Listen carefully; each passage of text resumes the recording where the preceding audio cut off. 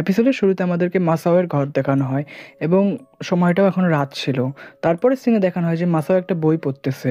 বইতে মাসাও একটা ভয়ঙ্কর গল্প পড়তেছিল। কাহিনীতে মাউন্ট কাসুকাবে সম্পর্কে বলা হয়। আশেপাশের লোকজন মনে করতে যে মাউন্ট কাসুকাবেতে একটা ভয়ঙ্কর জন্তু ঘুরতেছে জঙ্গলের ভেতর খোলা। তো এই জিনিসটার আসল রহস্য জানার জন্য তিনটা ছেলে বেরিয়ে পড়ে এটার রহস্য সলভ করার জন্য। তো মাঝ রাস্তায় কুয়াশার কারণে ওদের ভিতর একজনা ওদের থেকে আলাদা হয়ে যায় বাকি দুইজন থেকে আর কি।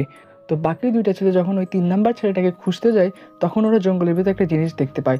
ওরা ওই জিনিসটার কাছে যেয়ে দেখতে পায় যে ওই জিনিসটা অনেক বড়, একদম গল্পের ওই জন্তুর মতো। এই গল্পটা পড়তে সে মাসা অনেক ভয় পাচ্ছিল। তো তারপরে আমাদেরকে আবার গল্পের বইতে দেখানো হয়। গল্পের বইতে লেখা থাকে যে এই কাহিনীর পর ওই 3টা ছেলেকে আর জীবনে কোথাও খুঁজে পাওয়া যায় নাই। এই গল্পটা পড়ে শেষ করার পর মাসা অনেক ভয় পেয়ে যায় এবং ভয়ের ঠেলায় সে কাঁদতে লাগে। তো এরপর সিন শিফট হয়ে আমাদেরকে পরের দিন দেখানো হয় যে জায়গাটা মাসা ওর ফ্রেন্ডদেরকে নিজের বাসায় ডাক দিছে। তো মাসা ওর ফ্রেন্ডদেরকে এই জায়গায় জড়ো করছে কালকের ওই পড়া কাহিনীটা শোনানোর জন্য। কিন্তু সবাই একে অপরকে বলতে লাগে যে মাসা তো নিজে অনেক ভীতু, ও কি আমাদের গল্প শোনাবে।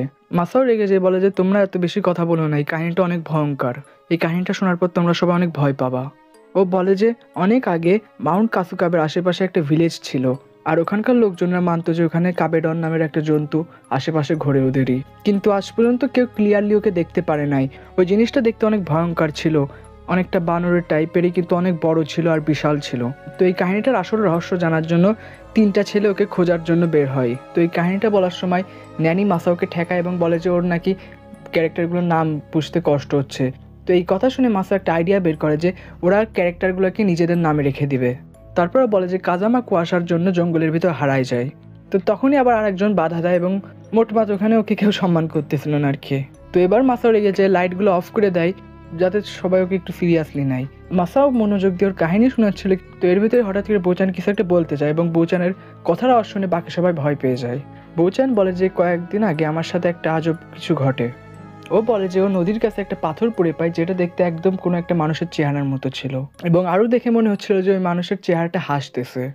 বোচান এটা থেকে কিছু একটা ভাবে, কিন্তু তারপরও কি মনে করে পাথরটা ওখানে রেখে বাড়ি চলে যায়।